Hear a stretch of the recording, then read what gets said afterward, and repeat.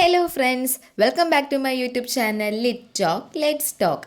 അപ്പോൾ നമ്മൾ ഇന്ന് ഇവിടെ ഡിസ്കസ് ചെയ്യാൻ പോകുന്നത് 10ാം ക്ലാസ്സിലെ ഇംഗ്ലീഷ് ടെക്സ്റ്റിലെ 3rd യൂണിറ്റിലെ 2nd ചാപ്റ്ററാണ് വാർ. ഇത് ഷോർട്ട് സ്റ്റോറിയാണ്. ആരുടെയാണ്? ലൂജി പിരാൻഡലോ. ഈ സ്റ്റോറി എന്ന് പറയുന്നത് എന്താണെന്ന് നമുക്ക് സിമ്പിളായിട്ടൊന്ന് മനസ്സിലാക്കിയിട്ട് സ്റ്റോറിയിലേക്ക് പോകാം. തല ചായ്ക്കാൻ ഒരിടമില്ലാത്ത, വീടില്ലാത്ത ഒരാളുടെ ഫീലിങ്സിനെ പറ്റിയും അവരുടെ അവസ്ഥയെപ്പറ്റിയും നമ്മൾ അനദർ ഡേ ഇൻ പാരഡൈസ് എന്ന ചാപ്റ്ററിൽ പഠിച്ചിട്ടുണ്ടായിരുന്നു. അതേപോലെ നമുക്കിഷ്ടപ്പെട്ട ഒരാൾ നമ്മളെ വിട്ടുപോകുമ്പോൾ ഉള്ള ഫീലിങ്സ് എത്രയായിരിക്കും, അല്ലെങ്കിൽ ആ ഒരു ഫീലിങ്സിനെ എങ്ങനെ എക്സ്പ്രസ് ചെയ്യും, ഷെയർ ചെയ്യും, അതിൽ നിന്ന് മൂവ് ഓൺ ചെയ്യാനുള്ള സ്ട്രെങ്ത് കിട്ടുന്നത്, ഇവയൊക്കെയാണ് ഈ ഒരു ചാപ്റ്ററിലൂടെ നമുക്ക് മനസ്സിലാക്കാൻ പറ്റുന്നത്. നമ്മുടെ ഈ ഷോർട്ട് സ്റ്റോറി നടക്കുന്നത് ഒരു ട്രെയിൻ കമ്പാർട്ട്മെൻറ്റിലാണ്. അവിടെ ഒരുപാട് യാത്രക്കാരുണ്ട്. യുദ്ധമുഖത്തിലേക്ക് പുറപ്പെട്ട മക്കളെക്കുറിച്ചോർത്ത് അവരുടെ നഷ്ടത്തിലും അവരുടെ കഷ്ടപ്പാടുകൾ ഓർത്തും സങ്കടപ്പെടുന്ന പാരൻസിനെയാണ് ആ ഒരു ട്രെയിനിലെ യാത്രക്കാരായിട്ട് കാണിക്കുന്നത്. അവർ പരസ്പരം അവരുടെ സങ്കടങ്ങൾ ഷെയർ ചെയ്യുകയാണ്. റോമിൽ നിന്നും രാത്രിയിലെ ഒരു എക്സ്പ്രസ് ട്രെയിനിലാണ് ഈ പറയുന്ന ആൾക്കാരൊക്കെ കയറുന്നത്. അവർക്ക് ഫെബ്രിയാനോ എന്ന ഒരു കൊച്ചു സ്റ്റേഷനിൽ കാത്തു നിൽക്കേണ്ടി വരുന്നു. അതെന്താ കാരണം? ഇനി അവർക്ക് സൽമോണ എന്ന് പറയുന്ന സ്റ്റേഷനിലേക്കാണ് പോകേണ്ടത്. അങ്ങോട്ട് പോകാനുള്ള ട്രെയിൻ ഇനി എപ്പോഴേ ഉള്ളൂ? അടുത്ത ദിവസം രാവിലെയേ ഉള്ളൂ. അങ്ങനെ പുലരും വരെ അവർ ആ സൽമോണയിലേക്ക് പോകാനുള്ള ട്രെയിൻ കാത്ത് എവിടെ നിൽക്കുന്നു? ഫെബ്രിയാനോ എന്ന സ്റ്റേഷനിൽ നിൽക്കുന്നു. അങ്ങനെ രാവിലെ ആ ഒരു ട്രെയിൻ വരുന്നു. ആ ട്രെയിൻ എന്ന് പറയുന്നത് അധികം വെളിച്ചം കയറാത്ത, വെന്റിലേഷൻ ഇല്ലാത്ത, പുകപടലങ്ങൾ നിറഞ്ഞ അത്യാവശ്യം തിരക്കുള്ള ആ ഒരു കാരേജിലേക്ക് ഒരു സ്ത്രീ കയറുന്നു. ആ ഒരു സ്ത്രീക്ക് അത്യാവശ്യം വണ്ണമുള്ള ഒരാളായിരുന്നു. അതേപോലെ അവരുടെ മുഖം കണ്ടാൽ തന്നെ അറിയാം അവരെന്തോ അഗാധമായ സങ്കടത്തിലാണ്. ആ സ്ത്രീയുടെ പുറകിൽ കിതച്ചുകൊണ്ടും നിരങ്ങിക്കൊണ്ടും ഒരാൾ കൂടി ഉണ്ടായിരുന്നു. ആരായിരുന്നു അയാൾ? അവരുടെ ഹസ്ബൻഡായിരുന്നു. പുള്ളിക്കാരൻ എന്ന് പറയുന്നത് കുറച്ച് ചെറിയ, മെലിഞ്ഞ, ദുർബലനായ ഒരു മനുഷ്യനായിരുന്നു. അതേപോലെ മുഖത്ത് അല്പം വലിപ്പമുള്ള ഒരാളായിരുന്നു. കണ്ണ് ചെറിയതായിരുന്നു, തിളക്കമുള്ളവയായിരുന്നു. ആ പുള്ളി വളരെ ലജ്ജനായും അസ്വസ്ഥനായുമാണ് എല്ലാം നോക്കിക്കാണുന്നത്. രണ്ടുപേരും ദുഃഖത്തിലാണ് കയറുന്നത്. അവരുടെ രണ്ടുപേരുടെ മുഖത്ത് എന്താണ്? ആ ഒരു സങ്കടം കാണാനുമുണ്ട്. അങ്ങനെ അദ്ദേഹം ഒരു സീറ്റിലിരിക്കുന്നു. ശേഷം തൻ്റെ വൈഫിനും സീറ്റ് കൊടുത്ത് ഹെൽപ്പ് ചെയ്ത മറ്റ് ട്രാവലേഴ്സിനോട് നന്ദിയും അയാൾ കാണിക്കുന്നുണ്ട്. ട്രെയിനിൽ നല്ല തിരക്കാണെന്ന് പറഞ്ഞു അല്ലേ? അപ്പോൾ ആദ്യമേ എന്ത് ചെയ്തു? ഇവരുടെ ഹസ്ബൻഡ് ഒരു സീറ്റ് കണ്ടുപിടിച്ച് അവിടെ ഇരുന്നു. ശേഷം ഇവരുടെ ഒരു വൈഫിന് മറ്റുള്ള യാത്രക്കാരെന്ത് കൊടുക്കുന്നു? സീറ്റ് കൊടുക്കുന്നു. അപ്പോൾ അവരുടെ ആ മനസ്സിനോട് എന്ത് കാണിക്കുന്നു? ഭർത്താവായിട്ടുള്ള ഈ പുള്ളി നന്ദി അറിയിക്കുന്നു. എന്നിട്ട് അയാൾ തിരിഞ്ഞിരുന്ന് വൈഫിൻ്റെ അടുത്ത് ഓക്കെ ആണോ എന്ന് വളരെ കാമായിട്ട് ചോദിക്കുന്നു. അതിന് റിപ്ലൈ കൊടുക്കുന്നതിന് പകരം വൈഫ് എന്താണ് ചെയ്തത്? തൻ്റെ കോട്ടിൻ്റെ കോളർ അത് മുകളിലോട്ട് ഉയർത്തി അവളുടെ ഫേസ് ഹൈഡ് ചെയ്യുന്നു. ഇത് കണ്ട ഹസ്ബൻഡ് വളരെ മോശമായ ലോകം എന്നൊക്കെ പറഞ്ഞ് ഒരുമാതിരി പിറുപിറുത്ത് എന്തൊക്കെയോ സംസാരിക്കുന്നു. ആ പുള്ളി ഭയങ്കര ദുഃഖത്തോടെയും അതേസമയം ചെറിയൊരു പുഞ്ചിരിയോട് കൂടിയുമാണത് പറയുന്നത്. സോ എന്തുകൊണ്ടാണ് തൻ്റെ വൈഫ് അങ്ങനെ ഒരു റിയാക്ഷൻ കാണിച്ചത്? അപ്പം അങ്ങനെ ഒരു കാര്യം കാണിക്കുമ്പോൾ തൊട്ടപ്പുറത്തിരിക്കുന്ന സഹയാത്രികളൊക്കെ ശ്രദ്ധിക്കുമല്ലോ. അതുകൊണ്ട് തന്നെ തൻ്റെ വൈഫിൻ്റെ ദയനീയമായ അവസ്ഥയെപ്പറ്റി സഹയാത്രികരോട് പറയേണ്ട കടമ തനിക്കുണ്ടെന്ന് ആ ഒരു ഹസ്ബൻഡ് വിചാരിക്കുന്നു. ബിക്കോസ് അവർക്ക് അപ്പോൾ മനസ്സിലാവും എന്താണ് ആ വൈഫ് അങ്ങനെ റിയാക്ട് ചെയ്തത്, അല്ലെങ്കിൽ എന്താണ് അവരുടെ വൈഫിൻ്റെ വിഷമത്തിനുള്ള കാരണമെന്ന് മനസ്സിലാക്കാൻ പറ്റുകയും മേ ബി അവരുടെ ഒരു സിമ്പതി കിട്ടുമ്പോൾ ആ വൈഫ് കുറച്ചും കൂടെ ഓക്കെ ആകും എന്നൊക്കെ വിചാരിച്ചിട്ട് എന്ത് ചെയ്യുന്നു? ഇയാൾ ആ ഒരു കാര്യം തൻ്റെ സഹയാത്രികരോട് പറയാൻ തുനിയുന്നു. സോ എന്തായിരുന്നു ആ റീസൺ എന്ന് നമുക്ക് നോക്കാം.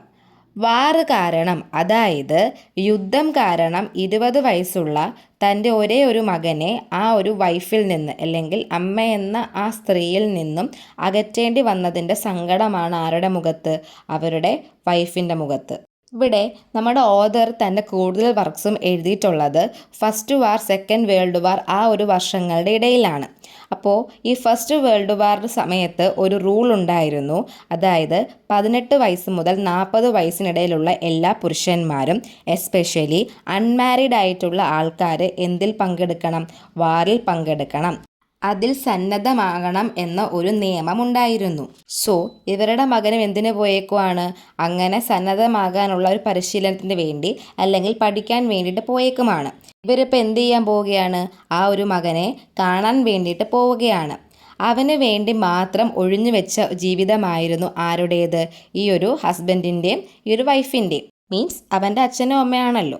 അങ്ങനെ അവരുടെ മകൻ റോമിൽ പഠിക്കാൻ പോകുന്ന സമയത്ത് അവനെ ഫോളോ ചെയ്യാൻ വേണ്ടി അവർക്ക് സ്വന്തം വീട് വരെ ഉപേക്ഷിക്കേണ്ടതായിട്ട് വന്നിട്ടുണ്ട്. 6 മാസക്കാലം യുദ്ധമുഖത്തിലേക്ക് അവനെ അയക്കില്ല എന്ന ഉറപ്പിന്മേലായിരുന്നു അവനെ എവിടേക്ക് അയച്ചത്? സൈന്യ മേഖലയിലേക്ക് പങ്കെടുക്കാൻ അവരയക്കുന്നത്. ആ ഒരു ആശ്വാസത്തിലായിരുന്നു ഈ ഒരു ഹസ്ബൻഡും വൈഫും. അതായത് 6 മാസക്കാലം എന്തിനു വിടത്തില്ല? യുദ്ധം ചെയ്യാൻ വേണ്ടി വിടത്തില്ല. ആ ഒരു കരാറിലാണ് അവനെ അവിടേക്ക് പങ്കെടുക്കാൻ വിടുന്നത്. അപ്പം ആ 6 മാസക്കാലം എന്തായിരിക്കും? അവൻ സേഫായിരിക്കും. ആ ഒരു ആശ്വാസത്തിലായിരുന്നു ഈ ഒരു ഹസ്ബൻഡും വൈഫും.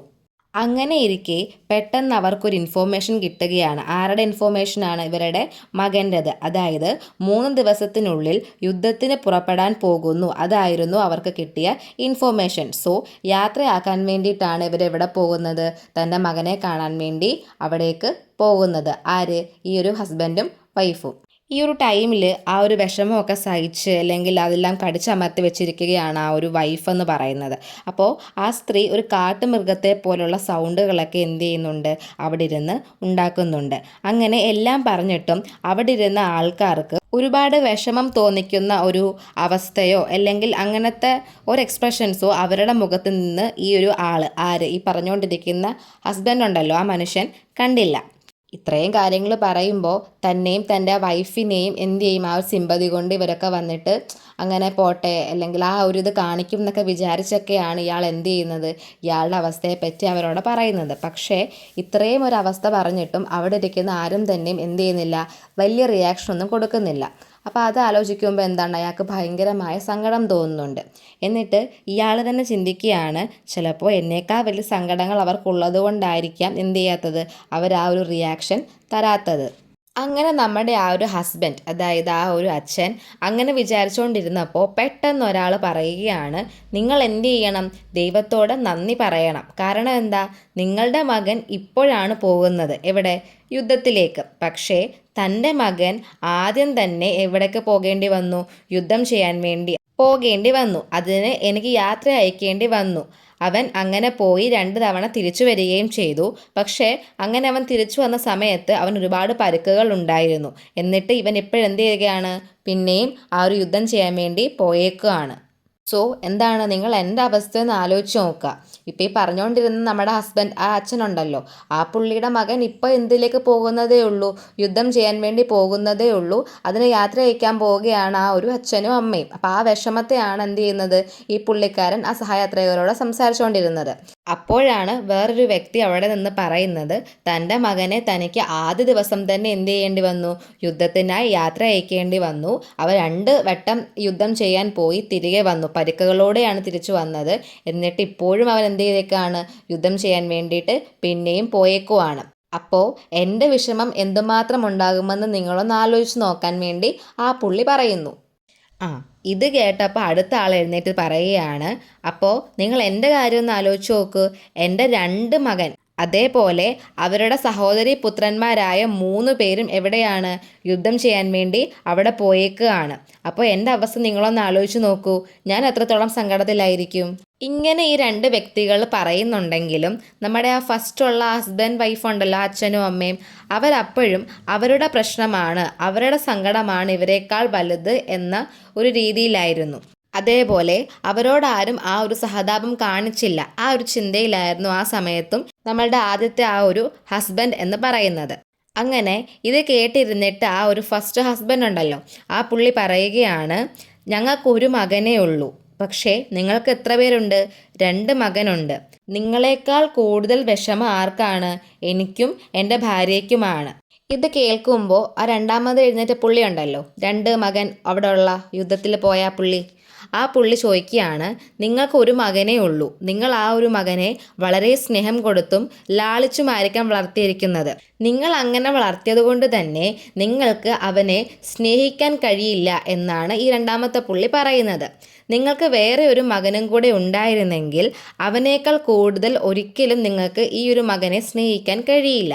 അതായത് ആ ഒരു പുള്ളി ഉദ്ദേശിക്കുന്നത്, നമുക്ക് എത്ര മക്കളുണ്ടെങ്കിലും അതിനകത്തിൽ ഒരാളെ നമുക്ക് കുറച്ച് കൂടുതലായി സ്നേഹിക്കാൻ കഴിയില്ല. എല്ലാവരെയും ഒരേപോലെ സ്നേഹിക്കാനേ പറ്റുള്ളൂ. അതാണ് എന്തെന്ന് പറയുന്നത്, മാതാപിതാക്കളുടെ സ്നേഹം എന്ന് പറയുന്നത്. അതിനെ ഒരു റൊട്ടി കഷ്ണമായിട്ട് കാണാൻ കഴിയില്ല. ഒരു റൊട്ടി എടുക്കുകയാണെങ്കിൽ നമുക്കതിന് ഈക്വലായിട്ട് എത്ര മക്കളുണ്ടോ അത്രയും പേർക്ക് എന്ത് ചെയ്യാം, ഡിവൈഡ് ചെയ്ത് കൊടുക്കാം. പക്ഷേ അതേപോലെ മാതാപിതാക്കളുടെ സ്നേഹം അങ്ങനെ കൊടുക്കാനായിട്ട് സാധിക്കില്ല എന്നാണ് ഈ രണ്ടാമത്തെ പുള്ളി പറയുന്നത്. എത്ര മക്കളുണ്ടോ അത്രയും പേരെയും അവരുടെ അച്ഛനമ്മമാർ ഒരേപോലെയാണ് സ്നേഹിക്കുന്നത്. ആർക്കും കൂടുതൽ സ്നേഹമോ കുറച്ച് സ്നേഹമോ അങ്ങനെ ഒരു പേരൻസും എന്ത് ചെയ്യില്ല, തൻ്റെ മക്കളെ സ്നേഹിക്കില്ല. ഒരു മക്കളായിക്കോട്ടെ 10 മക്കളായിക്കോട്ടെ, അതിനകത്തിൽ ഒരാൾക്ക് അപകടം പറ്റിയാലും എന്താണ്, ആ ഒരാളോട് മുഴുവൻ സ്നേഹവും ഉണ്ടായിരിക്കും. അതായത് ഒരു റൊട്ടി കൊടുക്കുമ്പം നമ്മൾ ഈക്വലായിട്ട് ഡിവൈഡ് ചെയ്ത് കൊടുക്കും. അപ്പോൾ പകുതി ഒരാൾക്ക് അങ്ങനെയാണ്. പക്ഷേ നമുക്ക് 10 മക്കളുണ്ടെങ്കിൽ 10 മക്കൾക്കും സ്നേഹം, ഇവന് കുറച്ച് സ്നേഹം, അവന് കുറച്ച് സ്നേഹം, അങ്ങനെയല്ല. ആ 10 മക്കളെയും ഒരു മകനോട് കാണിക്കുന്ന സ്നേഹം തന്നെയാണ് ആ 10 മക്കളോടും കാണിക്കുന്നത്. എന്നിട്ട് ആ പുള്ളി പറയുകയാണ്, എൻ്റെ 2 മക്കളും എവിടെയാണ്, യുദ്ധം ചെയ്യാൻ പോയേക്കുകയാണ്. അപ്പോൾ എനിക്ക് എന്താണ്, ഇരട്ടി സങ്കടമാണ്. നിങ്ങളുടെ ഒരു മകനല്ലേ അവിടെ പോയിട്ടുള്ളൂ. അപ്പം നിങ്ങൾക്ക് ആ ഒരു വിഷമം മാത്രമേ ഉള്ളൂ. എൻ്റെ 2 മക്കളും അവിടെയാണ്, എനിക്ക് ഇരട്ടി സങ്കടമാണെന്ന് ഈ രണ്ടാമത്തെ പുള്ളി പറയുന്നു. ആ രണ്ടാമത്തെ പുള്ളി അയാളുടെ വിഷമമാണ് അവിടെ എക്സ്പ്രസ് ചെയ്യുന്നത്. ഓക്കെ, അപ്പോൾ ഇത് കേൾക്കുന്ന ഫസ്റ്റ് ഹസ്ബൻഡ്, നമ്മുടെ ആദ്യത്തെ പുള്ളി ഉണ്ടല്ലോ, അത് ശരിയാണെന്ന് വെക്കുകയും ചെയ്യുന്നു. എന്നാൽ തൻ്റെ ഭാഗമൊട്ട് വിട്ടുകൊടുക്കുകയും ചെയ്യുന്നില്ല. അതായത് ഫസ്റ്റിലെ ഉള്ള ആ പുള്ളി ഹസ്ബൻഡ് ഉണ്ടല്ലോ, അയാൾ പറയുകയാണ്, യുദ്ധമുഖത്തിൽ 2 പേരുണ്ടല്ലോ, അപ്പം ഒരു മകൻ മരിച്ചാലും നിങ്ങളെ ആശ്വസിപ്പിക്കാൻ മറ്റൊരു മകനുണ്ട്. പക്ഷെ എൻ്റെ കാര്യം ആലോചിച്ച് നോക്കൂ, എൻ്റെ ഒരു മകൻ പോയിക്കഴിഞ്ഞാൽ എനിക്ക് പിന്നെ വേറെ ആരുമില്ല, എനിക്ക് ഒരേ ഒരു മകനേ ഉള്ളൂ. അപ്പോൾ നിങ്ങളെക്കാളും വലിയ സങ്കടം ആർക്കാണ്, എനിക്കാണ്, അല്ലെങ്കിൽ എനിക്കും എൻ്റെ ഭാര്യയ്ക്കുമാണ്. ഇത്രയൊക്കെ പറഞ്ഞിട്ടും അയാൾക്ക് എന്ത് ചെയ്യാൻ പറ്റുന്നില്ല. ആ ഫസ്റ്റിലത്തെ ആ ഒരു ഹസ്ബൻഡ് അല്ലെങ്കിൽ ആ ഒരു പുള്ളിക്ക് ഈ രണ്ടാമത്തെ പുള്ളി പറയുന്നത് അങ്ങോട്ട് മനസ്സിലാവുന്നില്ല, വിട്ടുകൊടുക്കാൻ പറ്റുന്നില്ല. അപ്പോൾ രണ്ടാമത്തെ ആൾ കുറച്ച് ശോഭിതനായിട്ട് പറയുകയാണ്, നിങ്ങൾ പറഞ്ഞത് ശരിയാണ്, ഒരാൾ പോയി കഴിഞ്ഞാൽ ഒരാളുണ്ട്, അവർക്കൊരാൾ പോയി കഴിഞ്ഞാൽ പിന്നെ ആരുമല്ല. പക്ഷേ നിങ്ങളൊന്ന് ആലോചിച്ച് നോക്കൂ, ഒരു മകൻ മരിച്ചു പോയ സങ്കടത്തിലിരിക്കുമ്പോൾ മറ്റേ മകനെ സംരക്ഷിക്കാൻ നോക്കുമ്പോൾ എന്ത് ചെയ്യുന്നു, അതും സാധിക്കുന്നില്ല അല്ലേ. അവന് പിന്നെയും എവിടേക്ക് പോകേണ്ടി വരുന്നു, യുദ്ധമുഖത്തിലേക്ക് പോകേണ്ടി വരുന്നു. അപ്പോൾ ഒരു മകൻ മരിച്ച വേദനയും എനിക്കുണ്ട്, അതിൻ്റെ കൂടെ രണ്ടാമത്തെ മകൻ പിന്നെയും യുദ്ധത്തിലേക്ക് പോകുന്ന ആ ഒരു വേദനയും എനിക്കുണ്ട്. ആ ഒരു അവസ്ഥയെപ്പറ്റി അല്ലെ വിഷമത്തെപ്പറ്റി നിങ്ങളൊന്ന് ചിന്തിച്ചു നോക്കൂ എന്ന് ഈ രണ്ടാമത്തെ പുള്ളി പറയുന്നു. ഇത്രയും പറഞ്ഞിട്ടും നമ്മുടെ ആദ്യത്തെ ആ പുള്ളിക്ക്, ആ ഒരു ഹസ്ബൻഡ് എന്ത് ചെയ്യുന്നില്ല, ഇതൊന്നും അങ്ങോട്ട് സമ്മതിച്ചു കൊടുക്കാൻ പറ്റുന്നില്ല. അതായത് തൻ്റെ സങ്കടമാണ് ഏറ്റവും വലിയ സങ്കടം എന്നുള്ള ആ ഒരു ഇതിൽ തന്നെ ഉറച്ചു നിൽക്കുകയാണ്, അല്ല വാദിക്കുകയാണ് ഈ ആദ്യത്തെ പുള്ളി. അങ്ങനെ ഈ സംഭാഷണം കേട്ടിരുന്ന് വേറെ ഒരു വ്യക്തി അവിടെ പ്രത്യക്ഷപ്പെടുകയാണ്. എന്നുവെച്ചാൽ വേറൊരു വ്യക്തി ഒരു കാര്യം പറയാൻ വേണ്ടി വരികയാണ്. ആ വ്യക്തി എന്ന് പറയുമ്പോൾ അയാളുടെ കണ്ണൊക്കെ അത്യാവശ്യം നല്ല റെഡ് കളറിലൊക്കെയാണ്, കുറച്ച് തടിച്ച ഒരാളാണ്. അധികം ശോഭിതനായും എന്നാൽ അത്ര അങ്ങോട്ട് ശോഭിതനല്ലാത്ത രീതിയിലും ആ ഒരു പുള്ളി ചോദിക്കുകയാണ്, നമ്മുടെ സ്വന്തം നേട്ടത്തിന് വേണ്ടിയിട്ടാണോ നമ്മൾ കുട്ടികൾക്ക് ജീവിതം കൊടുക്കുന്നത്?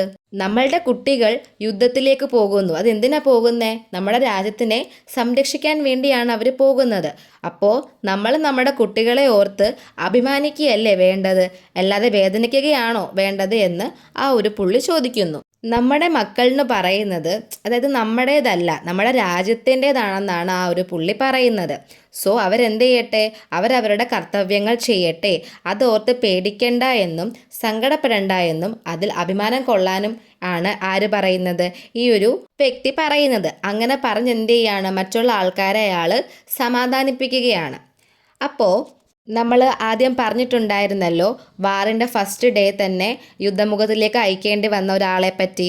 ആ ആളെ ഒരു നെടുവേർപ്പിട്ട് പറയുകയാണ്, നിങ്ങൾ പറഞ്ഞത് എന്താണ്, വളരെ ശരിയാണ്. അപ്പോൾ തടിച്ച മറ്റൊരു ട്രാവലറിനെ പറ്റി നമ്മൾ പറഞ്ഞിട്ടുണ്ടായിരുന്നല്ലോ. ആ ആൾ ചോദിക്കുകയാണ്, നമ്മുടെ കുട്ടികൾക്ക് ജീവൻ നൽകുമ്പോൾ നമ്മൾ രാജ്യത്തെ പറ്റി തിങ്ക് ചെയ്യാറുണ്ടോ എന്ന്. ശരിയാണല്ലേ? നമ്മളൊരു കുട്ടിക്ക് ജന്മം കൊടുക്കുമ്പോൾ നമ്മൾ നമ്മുടെ രാജ്യത്തിന് വേണ്ടിയാണ് ആ കുട്ടി ജനിക്കുന്നതെന്നോ അല്ലെങ്കിൽ അവർക്ക് രാജ്യത്തെ പറ്റി ഓർക്കുകയോ ഒക്കെ ചെയ്യാറുണ്ടോ എന്നുള്ള ചോദ്യമാണ് ആ ഒരു പുള്ളി ചോദിക്കുന്നത്. ഇത് കേൾക്കുമ്പോൾ മറ്റേ പുള്ളി പറയുന്നത്, നമ്മൾ നമ്മുടെ 20 വയസ്സിൽ എന്ത് ചെയ്തിട്ടുണ്ട്? നമ്മുടെ കർത്തവ്യമായിരുന്നു അല്ലെങ്കിൽ നമ്മുടെ ഒരു കടമയായിരുന്നു നമ്മുടെ രാജ്യത്തിന് വേണ്ടി പോരാടുക, ആ സൈന്യത്തിൽ പങ്കെടുക്കുക എന്നുള്ളത്. അതെന്ത് ചെയ്തിട്ടുണ്ട്? നമ്മൾ നമ്മുടെ 20 വയസ്സിൽ ചെയ്തിട്ടുണ്ട്. അതേപോലെ അവർക്ക് 20 വയസ്സാകുമ്പോൾ അവർക്കും എന്ത് തോന്നും? ആ ഒരു അതേ കടമ ചെയ്യണം എന്ന് അവരുടെ ഉള്ളിലും ഫീൽ ചെയ്യും. സോ അവരെന്ത് ചെയ്യുകയാണ്? അതിനു വേണ്ടി പോയിരിക്കുകയാണ്. നമ്മളൊരു പാരൻ്റായി കഴിയുമ്പോഴാണ് നമുക്ക് രാജ്യസ്നേഹത്തെക്കാൾ കൂടുതൽ നമുക്ക് നമ്മുടെ കുട്ടികളോട് സ്നേഹമുണ്ടാകുന്നത്. അപ്പോഴാണ് എന്ത് ചെയ്യുക? നമ്മൾ ആ ഒരു കാര്യം മാറി ചിന്തിക്കുക. നമ്മുടെ കുട്ടികൾ അങ്ങനെ പോയിരിക്കുകയാണ്, ഇങ്ങനെ പോയിരിക്കുകയാണ്, അവർക്ക് എന്തെങ്കിലും സംഭവിക്കുമോ എന്നുള്ള ചിന്തകളൊക്കെ വരുന്നത്. നമ്മളും നമ്മുടെ 20 വയസ്സിൽ എവിടെ പോയിട്ടുണ്ടായിരുന്നു? ഈ ഒരു യുദ്ധം ചെയ്യാനൊക്കെ പോയിട്ടുണ്ടായിരുന്നു. ഇപ്പോൾ അവരുടെ 20 വയസ്സാകുമ്പോൾ അവരും എന്ത് ചെയ്യാൻ പോകുന്നു? അവരുടെ കർത്തവ്യവും അവരുടെ കടമയും അവർ ചെയ്യാൻ വേണ്ടി പോകുന്നു. ഇങ്ങനെ ആ പുള്ളി പറയുമ്പോഴത്തേക്കും ആ ഒരു ചുറ്റുപാടും എന്താണ്? നിശബ്ദയാകുകയാണ്.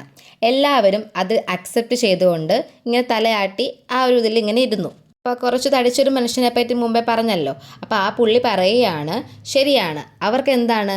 നമ്മളെക്കാളും ഇഷ്ടം എന്താണ്? നമ്മുടെ രാജ്യത്തിനെയാണ്. അപ്പോൾ പാരൻ്റൽ ലവിനെക്കാളിലും ഇമ്പോർട്ടൻസ് കൊടുക്കുന്നത് അവരെന്താണ്? രാജ്യസ്നേഹം, രാജ്യത്തോടാണ് അവർ ആ സ്നേഹം കാണിക്കുന്നത്. കാരണം 20 വയസ്സിൽ ഈ ഒരു അച്ഛനമ്മമാർ അവരുടെ 20 വയസ്സിൽ എന്തായിരുന്നു? അവർ ഇമ്പോർട്ടൻ്റ് കൊടുത്തിരുന്നത് രാജ്യസ്നേഹത്തോടാണ്. അതേപോലെ തന്നെയാണ് അവരുടെ കുട്ടികളും അവരുടെ 20 വയസ്സിൽ എന്താണ്? അവർക്ക് അതാണ് ഇമ്പോർട്ടൻറ്റ്.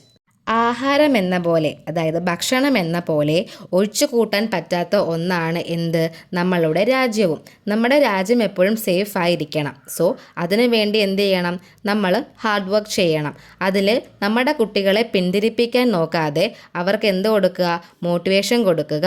അവരുടെ ആ ഒരു പ്രവർത്തനങ്ങളിൽ നമ്മൾ പ്രൗഡായിട്ടിരിക്കുക എന്ന് ആ ഒരു പുള്ളി പറയുന്നു. ആരും എന്ത് ചെയ്യേണ്ട ആവശ്യമില്ല, സങ്കടപ്പെടേണ്ട ആവശ്യമില്ല. അപ്പോൾ ഇതൊക്കെ ആ ഒരു പുള്ളി പറയുമ്പോൾ എന്താണ്? എല്ലാവർക്കും ഭയങ്കര മോട്ടിവേഷനായിട്ടാണ് ഇത് ഫീൽ ചെയ്യുന്നത്. സോ ആ പുള്ളി പറയുകയാണ് എന്താണ്? നിങ്ങൾ എന്നെ പോലെ എന്ത് ചെയ്യുക? ചിരിക്കുക. ദൈവത്തോട് എന്ത് പറയുക? നന്ദി പറയുക. കാരണം എൻ്റെ മകൻ വളരെ സന്തോഷത്തോടെയാണ്, അവൻ ആഗ്രഹിച്ച പോലെയാണ് എന്ത് ചെയ്തത്? അവൻ മരിച്ചത്. അതെന്താ ആ പുള്ളി അങ്ങനെ പറയാൻ കാരണം? താൻ മരിക്കുന്നതിന് മുമ്പ്, അതായത് തൻ്റെ മകൻ മരിക്കുന്നതിന് മുൻപ് തനിക്ക് ഒരു മെസ്സേജ് അയച്ചിട്ടുണ്ടായിരുന്നു. അവൻ്റെ മരണത്തിന് മുമ്പായിട്ട് അവൻ എന്ത് ചെയ്തിട്ടുണ്ടായിരുന്നു? ഒരു കത്ത് തൻ്റെ അച്ഛന്, ഈ പറയുന്ന ഈ പുള്ളിക്ക് കൊടുത്തിട്ടുണ്ടായിരുന്നു. എന്താണ് അവൻ അതിൽ പറഞ്ഞത്? അവൻ്റെ മരണം അവൻ ആഗ്രഹിച്ച രീതിക്ക് സന്തോഷത്തോടെയാണ് എന്നത് അവൻ പറഞ്ഞിട്ടുണ്ടായിരുന്നു. അതുകൊണ്ട് തന്നെ എന്താണ്? അവൻ്റെ ആ ഒരു മരണത്തിൽ ഞാൻ ഒട്ടും സങ്കടപ്പെടുന്നില്ല, ഞാൻ സന്തോഷവാനാണ് എന്നാണ് ഈ ഒരു പുള്ളി പറയുന്നത്. തൻ്റെ മകൻ്റെ ആ ഒരു മരണം നടന്നിട്ടുണ്ടെങ്കിലും അവൻ്റെ ഒരു വാക്ക് അല്ലെങ്കിൽ അവൻ അങ്ങനെ പറഞ്ഞതിന്മേലാണ് അയാൾ എന്ത് ചെയ്യുന്നത്? അയാളുടെ സങ്കടങ്ങളൊക്കെ കടിച്ചമർത്തി ആ ഒരു സന്തോഷം എന്നുള്ള രീതിയിൽ അയാൾ ഇരിക്കുന്നത്. ഇത് പറയുമ്പോൾ ആളുടെ ചുണ്ട് വിറയ്ക്കുന്നുണ്ടായിരുന്നു, കണ്ണ് നിറയുന്നുമുണ്ടായിരുന്നു. കണ്ണമനക്കമില്ലാത്ത ഒരവസ്ഥയിലായിരുന്നു. അദ്ദേഹം പൊട്ടിച്ചിരിക്കുകയാണെങ്കിലും അത് ഒരു ഏങ്ങലായി നമുക്ക് തോന്നുമായിരുന്നു. സോ എല്ലാവരും എന്താണ്? ഈ പുള്ളി പറയുന്നതൊക്കെ കേട്ട് ആ കാര്യങ്ങളൊക്കെ അക്സെപ്റ്റ് ചെയ്ത് ആ പുള്ളി പറയുന്നത് ശരിയാണ് അല്ലെങ്കിൽ അത് അങ്ങനെയാണെന്നൊക്കെ മനസ്സിലാക്കി അങ്ങനെ ഇരിക്കുകയാണ്. ആ ഒരു സമയത്ത് മറ്റേ സ്ത്രീ ഉണ്ടല്ലോ, നമ്മുടെ ആദ്യത്തെ സ്ത്രീ, അവർ ഒരു സീറ്റിൽ ഒതുങ്ങിക്കൂടി ഇരിക്കുകയാണ്. അപ്പോൾ കഴിഞ്ഞ 3 മാസമായിട്ട് എന്താണ്? ഈ ഒരു അമ്മ വളരെയധികം സങ്കടത്തിലാണ്. എന്തുകൊണ്ടാണ്? അവരുടെ ആ ഒരു മകനെ ഓർത്തിട്ട്. പക്ഷേ ഇതൊക്കെ കേൾക്കുമ്പോൾ ആ ഒരു സ്ത്രീക്ക് അല്ലെങ്കിൽ ആ ഒരു അമ്മയ്ക്ക് മനസ്സിലാകുകയാണ് അവരനുഭവിക്കുന്നതിനേക്കാൾ എത്രയോ വലിയ സങ്കടങ്ങളാണ് അവരുടെ കൂടെയുള്ള സഹയാത്രക്കാർ അനുഭവിക്കുന്നത്. ഈ ഒരു ട്രെയിനിൽ കയറുമ്പോൾ ആദ്യമേ എന്താണ്? ഈ ഒരു ട്രെയിൻ സ്റ്റാർട്ടാവുന്ന സമയത്തൊക്കെ ഇവരുടെ കാര്യം അറിഞ്ഞ് അല്ലെങ്കിൽ ഇവരുടെ വിഷമം അറിഞ്ഞ് മറ്റുള്ളവർ ഇവരോട് കാണിക്കുന്ന സിമ്പതിയെ ഓർത്തും അല്ലെങ്കിൽ ഈ കാര്യങ്ങൾ അറിയുമ്പോൾ ആ അമ്മ എത്ര വേദന സഹിക്കുന്നുണ്ടെന്ന് മറ്റുള്ളവർ മനസ്സിലാക്കി ആ അമ്മയെടുത്ത് ആ ഒരു രീതിയിൽ പെരുമാറും എന്നുള്ള രീതിക്കൊക്കെ ആയിരുന്നു ഇവർ ഈ ട്രെയിനിൽ ഫസ്റ്റ് കയറുമ്പോൾ ഇവരുടെ മനസ്സിലുണ്ടായിരുന്നത്. ഇവരുടെ കാര്യമൊക്കെ അറിയുമ്പോൾ മറ്റുള്ളവർ ഈ ഒരു അമ്മയുടെ സങ്കടത്തെപ്പറ്റി മനസ്സിലാക്കി ലൈക്ക് അങ്ങനെ ഒരു ഇതാണ് എന്ത് ചെയ്യുന്നത്? ഇവർ വിചാരിച്ച് വെച്ചിരുന്നത്. പക്ഷേ ഇവരുടെ ആ ഒരു ഹസ്ബൻഡ് ആ ഒരു കാര്യം അല്ലെങ്കിൽ അവർ രണ്ടുപേരും നേരിടുന്ന ആ ഒരു സങ്കടത്തെപ്പറ്റി എല്ലാ യാത്രക്കാരോടും വിവരിച്ചു കൊടുത്തിട്ടും അവർക്കാർക്കും എന്താണ് വലിയ റിയാക്ഷൻ ഒന്നും ഉണ്ടായില്ല. ആ ഒരു കാര്യത്തിലും ഇവൾക്ക് ഭയങ്കര സങ്കടമുണ്ടായിരുന്നു. എന്നാൽ ഇപ്പോൾ പറഞ്ഞ ആ പുള്ളിയുടെ വാക്കുകൾ അല്ലെങ്കിൽ അയാളുടെ ആ ഒരു അവസ്ഥകൾ കേൾക്കുമ്പോൾ അവർക്ക് മനസ്സിലാകുകയാണ് അവരെക്കാൾ എത്ര ഇരട്ടി സങ്കടത്തിലാണ് മറ്റുള്ള യാത്രക്കാർ. അതെന്ത് ചെയ്യാണ്, ആ ഒരു സ്ത്രീനെ അത്ഭുതപ്പെടുത്തുകയാണ്. അതേപോലെ അവർ ആ ഒരു കാര്യത്തെ റിയലൈസ് ചെയ്യുകയാണ്, എനിക്കാണ് തെറ്റുപറ്റിയത് എന്ന് അവർ റിയലൈസ് ചെയ്യുന്നു. ഇവിടെ ആ ഒരു സ്ത്രീ തൻ്റെ മകൻ്റെ വേർപാടിനെ പറ്റി മാത്രം പറയുമ്പോൾ അല്ലെങ്കിൽ ആ ഒരു അവസ്ഥയെ മാറ്റി പറയുമ്പോൾ മറ്റൊരിടത്ത് എന്താണ് സ്വന്തം മക്കളുടെ മരണത്തെപ്പറ്റിയാണ് ആ ഒരു പുള്ളി സംസാരിക്കുന്നത്. അങ്ങനെ നോക്കുകയാണെങ്കിൽ ആ ഒരു ആൾക്കാരുടെ അവസ്ഥയേക്കാൾ എത്രയോ ചെറിയ ഒരു അവസ്ഥയിലാണ് ആ ഒരു അമ്മയും അല്ലെങ്കിൽ ആ ഒരു അച്ഛനും എന്നവർ ചിന്തിക്കുകയാണ്. പിന്നെന്താ പറയുന്നത്, മറ്റേ ആ ഒരു തടിച്ച പുള്ളി തൻ്റെ കഥ പറയല്ലേ. അപ്പം ആ ആളുടെ ബാക്കി വാക്കുകൾക്ക് വേണ്ടി കേൾക്കാൻ എല്ലാവരും കാതോർത്ത് അല്ലെങ്കിൽ ജാഗ്രതയോടുകൂടെ ഇരിക്കുന്നു. രാജ്യത്തിന് വേണ്ടി തൻ്റെ മകൻ്റെ മരണം ഹാപ്പിയായി എന്ത് ചെയ്യുന്നു, ആ ഒരു പുള്ളി അക്സെപ്റ്റ് ചെയ്യുന്നു എന്നാണ് ആ പുള്ളി പറയുന്നത്. അതുവരെ ഭയങ്കരമായ സങ്കടത്തിൻ്റെ ലോകത്തിൽ ആഴ്ന്നിരുന്ന ആ ഒരു സ്ത്രീയും മറ്റുള്ള ആൾക്കാരും ഒരുവിധം പ്രൗഡായിട്ടും അവരുടെ സങ്കടങ്ങളൊക്കെ മാറ്റി അവരെന്താണ് ഒരു നല്ലൊരു ഫീലിലേക്ക്, ഒരു മോട്ടിവേഷനൊക്കെ കേട്ടിട്ട് വരുന്ന ഒരു ഫീൽ ഉണ്ടല്ലോ, ആ ഒരു രീതിയിലേക്ക് എത്തുന്നു. അതേപോലെ ഈ കാര്യങ്ങൾ പറഞ്ഞു കൊടുത്ത പുള്ളി ഉണ്ടല്ലോ, അതായത് മകൻ മരിച്ചു പോയ ഒരു അച്ഛൻ, ആ പുള്ളിയെ എല്ലാവരും എന്ത് ചെയ്യാണ്, അഭിനന്ദിക്കുകയാണ്. കാരണം ഇവിടെയുള്ള ആർക്കും എന്താണ് അങ്ങനത്തെ ഒരു അവസ്ഥയില്ല. പക്ഷേ ആ ഒരു പുള്ളിക്ക് തൻ്റെ മകൻ മരിച്ചു പോയി ആ ഒരു അവസ്ഥയിലാണ് ആ പുള്ളി ഈ കാര്യങ്ങളൊക്കെ പറഞ്ഞ് മറ്റുള്ളവരെ മോട്ടിവേറ്റ് ചെയ്യുന്നത്. അപ്പോൾ എല്ലാവരും എന്ത് ചെയ്തു, ആ ഒരു പുള്ളിയെ അഭിനന്ദിച്ചു. അങ്ങനെ ഇതെല്ലാം സംഭവിച്ചുകൊണ്ടിരുന്നപ്പോൾ നമ്മുടെ ആ ഫസ്റ്റിലത്തെ സ്ത്രീ ഉണ്ടല്ലോ, ആ ഒരു അമ്മ, അവരൊരു സ്വപ്നത്തിൽ നിന്ന് എഴുന്നേൽക്കുന്ന പോലെ എഴുന്നേറ്റിട്ട് ആ ഒരു പുള്ളിയുടെ അടുത്ത്, അതായത് മകൻ മരിച്ചുപോയി ഇവർക്ക് മോട്ടിവേഷൻ കൊടുത്ത ആ ഒരു പുള്ളി ഉണ്ടല്ലോ, അയാളുടെ അടുത്ത് ചെന്നിട്ട് ഒരു അൺവാണ്ടഡ് ക്വസ്റ്റ്യൻ ചോദിക്കുകയാണ്. അപ്പോൾ നിങ്ങളുടെ മകൻ ശരിക്കും മരിച്ചു അല്ലേ? ഒരിക്കലും ആ ഒരു സിറ്റുവേഷനിൽ ആരും എക്സ്പെക്റ്റ് ചെയ്യാത്ത ഒരു അൺവാണ്ടഡ് ക്വസ്റ്റ്യൻ ആണ് ആ ഒരു സ്ത്രീ എന്ത് ചെയ്യുന്നത്, അവിടെ ചോദിക്കുന്നത്. ഈ ഒരു ക്വസ്റ്റ്യൻ കേട്ടപാടെ ആ പുള്ളി ഉണ്ടല്ലോ, മകൻ മരിച്ചു പോയി മോട്ടിവേഷൻ കൊടുത്തായിരുന്ന ആ പുള്ളി, അയാൾ എന്താണ് ആ ഒരു സ്ത്രീയുടെ കണ്ണുകളിലേക്ക് നോക്കുകയാണ്. എന്തൊക്കെയോ പറയണമെന്നുണ്ട്, പക്ഷേ അയാൾക്ക് വാക്കുകൾ കിട്ടുന്നില്ല. അതേപോലെ ആ ഒരു പുള്ളി പെട്ടെന്ന് എന്താവാണ്, അസ്വസ്ഥനാവുകയാണ്. എന്നിട്ട് റിയലൈസ് ചെയ്യുകയാണ് അയാളുടെ മകൻ ഇനി ഒരിക്കലും എന്ത് ചെയ്യില്ല, തിരിച്ചു വരില്ല. അയാൾക്ക് എന്നേക്കുമായി തൻ്റെ മകനെ നഷ്ടപ്പെട്ടിരിക്കുന്നു. ആ പുള്ളിയുടെ ഫേസ് വളരെയധികം വികൃതമാവുകയും അയാൾ എന്ത് ചെയ്യുന്നു, ഹാൻഡ് കർച്ചീഫ് എടുക്കുകയും എല്ലാവരെയും അത്ഭുതപ്പെടുത്തിക്കൊണ്ട് അയാൾ എന്ത് ചെയ്യുകയാണ്, അത്രയും നേരം വരെ മോട്ടിവേഷൻ കൊടുത്ത് ഹാപ്പിയായി സംസാരിച്ച് നിന്ന് എല്ലാവരെയും ഓക്കെ ആക്കിയ ആ ഒരു വ്യക്തി ആ ഒരു അൺവാണ്ടഡ് ക്വസ്റ്റ്യൻ കേട്ട് അതിൽ തരിച്ച് നിന്നിട്ട് എന്ത് ചെയ്യാണ്, പെട്ടെന്ന് ആൾക്കാരെ അത്ഭുതപ്പെടുത്തിക്കൊണ്ട് അവിടെ പൊട്ടിക്കരയുകയാണ്. ആ ഒരു മനുഷ്യൻ പൊട്ടിക്കരയുന്നത് കണ്ട് ബാക്കിയുള്ള ആൾക്കാരൊക്കെ എന്താണ്, അത്ഭുതപ്പെട്ടിരിക്കുകയാണ്. ആ ഒരു രംഗം കാണിച്ചുകൊണ്ട് നമ്മുടെ ഈ ഒരു കഥ അവസാനിക്കുകയാണ്. സോ ഇത്രയുമാണ് ഈ ഒരു ചാപ്റ്റർ എന്ന് പറയുന്നത്. നിങ്ങൾക്ക് ഈ ഒരു ചാപ്റ്റർ മനസ്സിലായിട്ടുണ്ടെന്ന് വിശ്വസിക്കുന്നു. ഇതോടുകൂടി 3rd യൂണിറ്റ് കംപ്ലീറ്റ് ആയിരിക്കുകയാണ്. സ്റ്റോറിയിൽ എന്തെങ്കിലും ഡൗട്ട്സ് ഉണ്ടെങ്കിൽ കമൻറ്റ് ബോക്സിൽ ചോദിക്കുക. എൻ്റെ ക്ലാസ്സൊക്കെ യൂസ്ഫുൾ ആണെങ്കിൽ, ഇഷ്ടപ്പെടുന്നുണ്ടെങ്കിൽ അതും കമൻറ്റ് ബോക്സിൽ അറിയിക്കുക. ഒപ്പം എൻ്റെ ചാനൽ സബ്സ്ക്രൈബ് ചെയ്യുക, സപ്പോർട്ട് ചെയ്യുക, ഷെയർ ചെയ്യുക. താങ്ക്